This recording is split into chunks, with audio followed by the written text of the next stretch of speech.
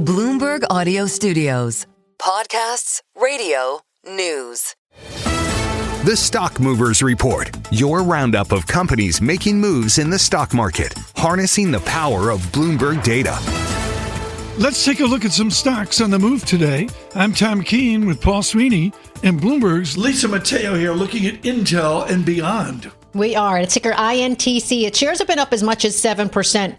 So it's making some progress on this comeback. It's had a really tough year. There were concerns over whether Intel can manufacture products that pull in customers again. So the good news, it returned to profitability, gave an upbeat revenue forecast.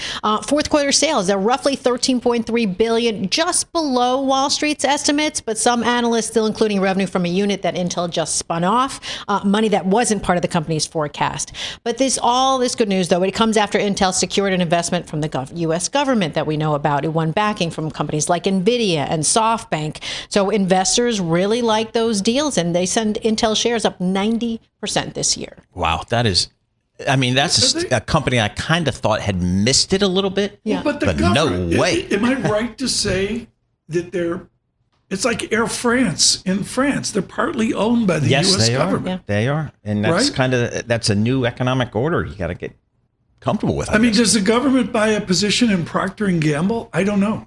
Or maybe quantum computing. That's another thing that's I haven't been got in the there. news. You're way ahead of me on that. Next. Cracker Barrel, maybe? See how she does it? She makes clear to mention all the things I have no clue about. Yep. Next. Procter Gamble. Okay, ticker PG. Their shares have been up more than 2%. Better than expected sales. Revenue earnings per share beat expectations. So what was big for them? It was beauty. It was grooming. Like, they have secret deodorant. You have to invest razors. in your face, Lisa. Yes, I know. That's the beauty part of it. Yep. Yes, you have to.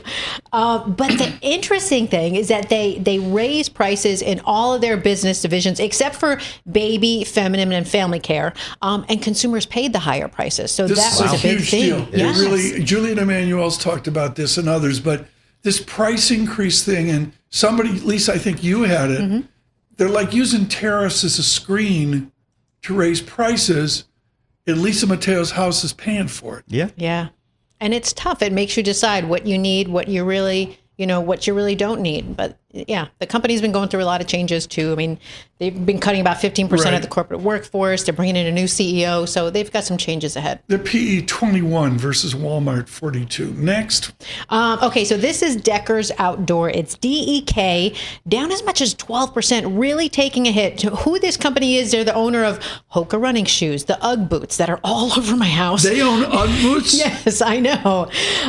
But it was a miss on sales guidance. So remember, we were just talking about Procter Gamble, right? People spent on their goods, but they kind of held back on the footwear, the pricey footwear. So maybe they're spending on the things they need, like deodorant and razors, but they're pulling back on things they may not need. Maybe, I'll hold on to those UGG boots another year, Exactly. And I won't buy another one this year.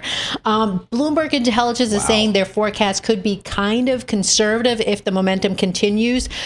They said Hoka has some room to grow into a multi-billion-dollar brand.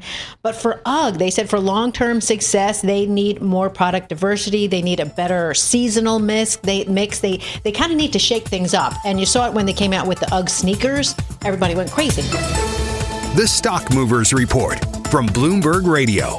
Check back with us throughout the day for the latest roundup of companies making news on Wall Street. And for the latest market-moving headlines, listen to Bloomberg Radio live. Catch us on YouTube, Bloomberg.com, and on Apple CarPlay and Android Auto with the Bloomberg Business app.